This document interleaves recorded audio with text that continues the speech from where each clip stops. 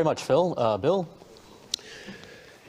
This city and every capital in the world is completely oblivious to the fact that it is caught up in a change in warfare so great that it not only makes our current defense and foreign policies obsolete, it essentially makes obsolete the whole framework within which we think about defense and foreign policy. And what I want to do today here for a bit is talk about this change in war and its implications for policy. The change is what I call the rise of fourth-generation war, and this is specifically the fourth generation of modern war. Well, what do we mean by modern war? We mean war since the Peace of Westphalia in 1648. What Westphalia did was it gave the state a monopoly on war, first in Europe, and then as European influence spread around the globe. The state said there can be no armed elements fighting out there that are legitimate, that are not forces of the state. If you look at woodcuts of Germany after the Westphalia, you see the trees are festooned with corpses. Those were soldiers who didn't belong to state militaries. To the cheers of the population, what was left of it after the 30 Years' War, state armies went out, rounded them up, and hanged them from the nearest tree. We now think of foreign affairs and defense totally within the framework of the state. State armed forces are designed to fight other state armed forces, but look pretty similar. Uniforms, flags, tanks, aircraft, submarines, what have you. And they fight according to elaborate systems of rules. And again, we heard a bit this morning about jus in bello and so on. It's become, at this point, state-on-state warfare is pretty much a jousting contest. And that's a sign, because when one stage of warfare reaches that point, where the knights essentially are only useful for tournaments, it means those musketeers out there that nobody wants to pay any attention to are becoming kind of important. And that's exactly what's happening today. What we have forgotten because of Westphalia, and because that we have been in the Westphalian system now for 350 years, with foreign policy as well, the State Department thinks solely about dealing with other states, is that before Westphalia, that's not how war worked. Through almost all of human history, war was fought by a wide variety of entities. Families fought wars, Montague and Capulet. Tribes fought wars, clans fought wars, cities fought wars, ethnic groups and races fought wars, cultures fought wars, religions fought lots and lots of wars. Business enterprises, legal and illegal, fought wars. Britain didn't conquer India. India was conquered by the British East India Company, a business enterprise with an army and a fleet. And this was as late as the 18th century, well after Westphalia. The whole system, and again, the whole framework within which we consider defense and foreign policy, is reflective of this fundamental reality. But that reality is changing. What's happening around the world today, in more and more places, is that state armed forces find themselves fighting not other state armed forces, but fourth-generation forces, non-state forces. Groups of fighters who, as in the old days, are fighting for many different kinds of reasons, from impressing the local girls to achieving local salvation, achieving eternal salvation. They represent, once again, clans, tribes, families, business enterprises, races, ethnic groups, religions, the whole old broad-spread basis of war, where there is very little line, if any, between war and crime, is coming back. The pre-Westphalian order is coming back. The Westphalian order is failing. And almost everywhere, when state armed forces meet the physically ridiculously inferior Fourth-generation war opponents, they lose.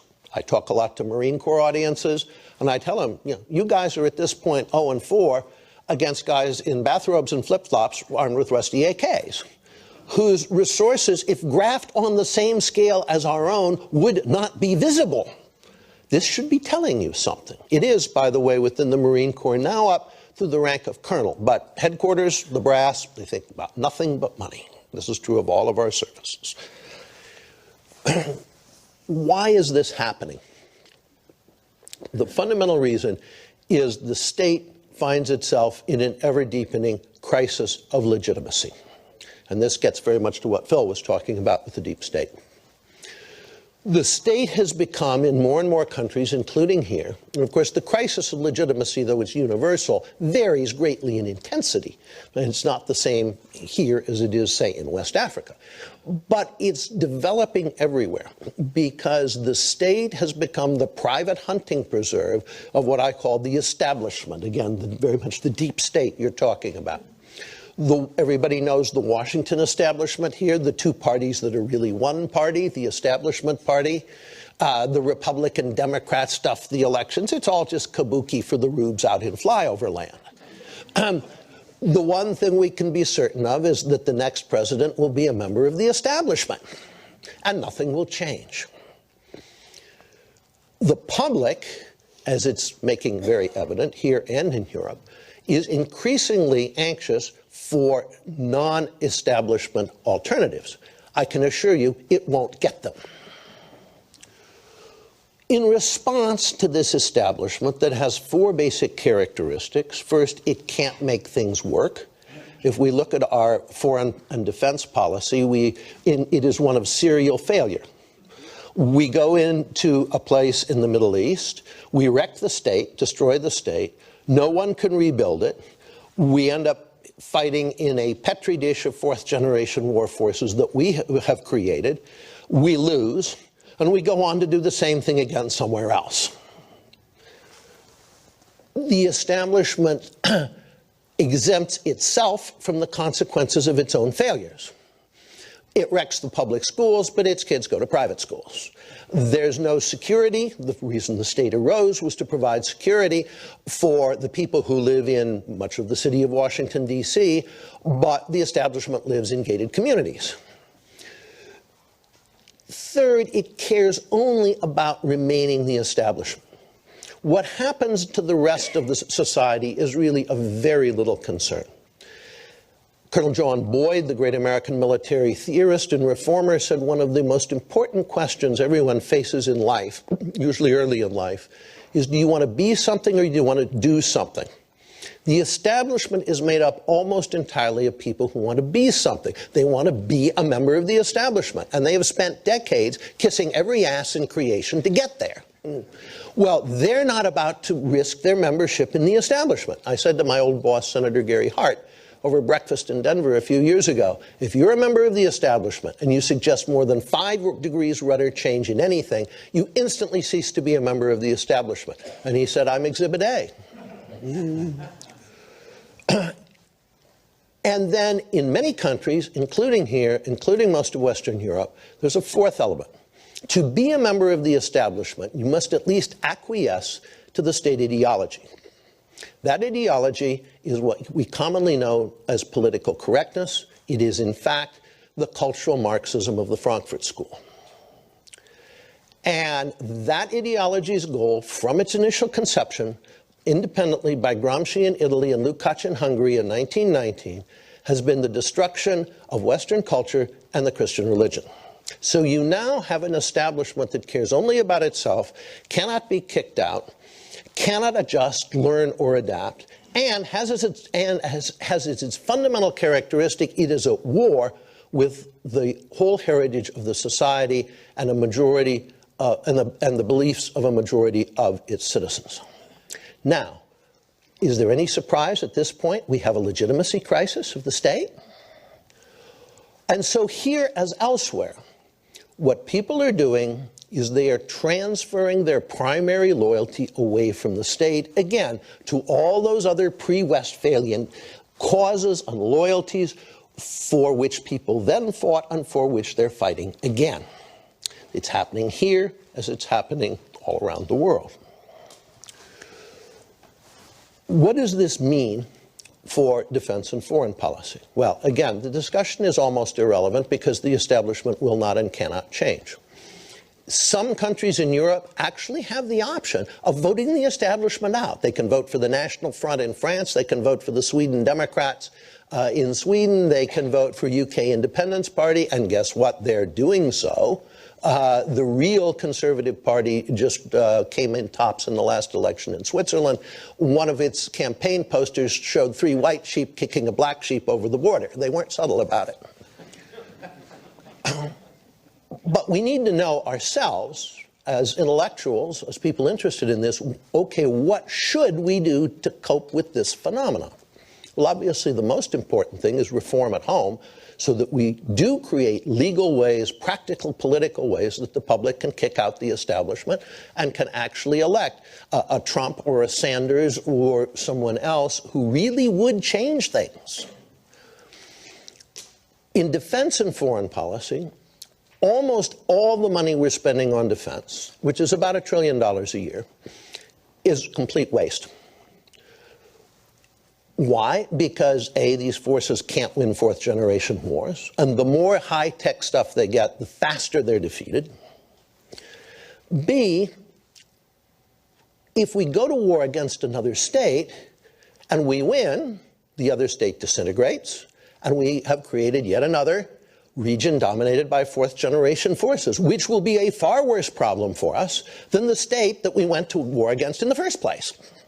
Israel, by the way, has created an enormous mess for itself in its neighborhood for precisely this reason. The non-state forces that are now rising all around it in its region, which it did a lot to bring about, are far worse dangers to it than the sclerotic states that they faced before.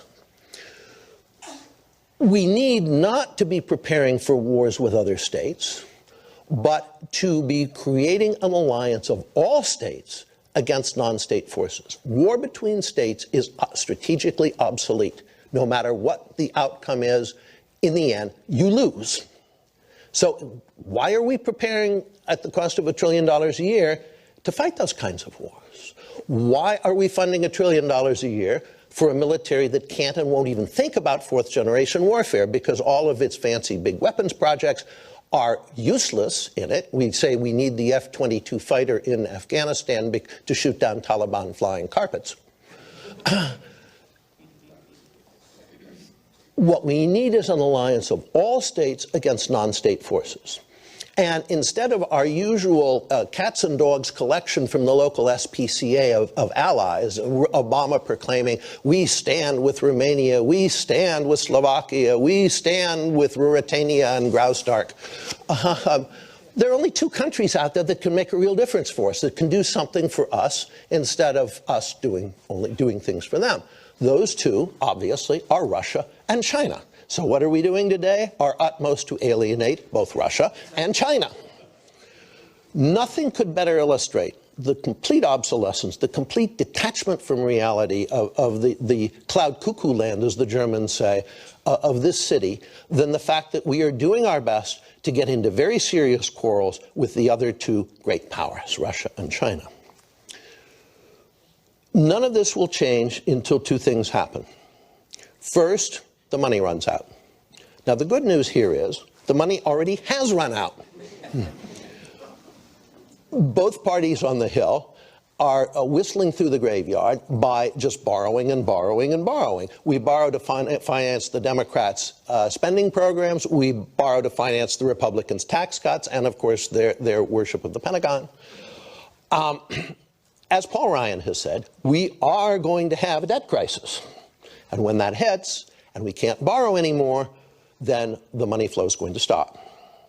And this vast defense structure we've built that puts out almost nothing in the way of combat power, it's just the grandest middle and upper class welfare scheme ever conceived, that all dries up and blows away because the money isn't there anymore. And at that point, the establishment, including the deep state, are in trouble because they all function on tons and tons of money. They require vast amounts of money. At that point, the second thing becomes possible that we need if we are going to readjust to a world of the decline of the state, and that is we kick the establishment out and we bring in some people who actually are connected with reality. I mean, if we look at Moscow today, why is it that as we play a strong hand poorly, they play a real hand well? Well, Moscow's living in the real world. You know, Putin's pretty much a realist. So are the Chinese.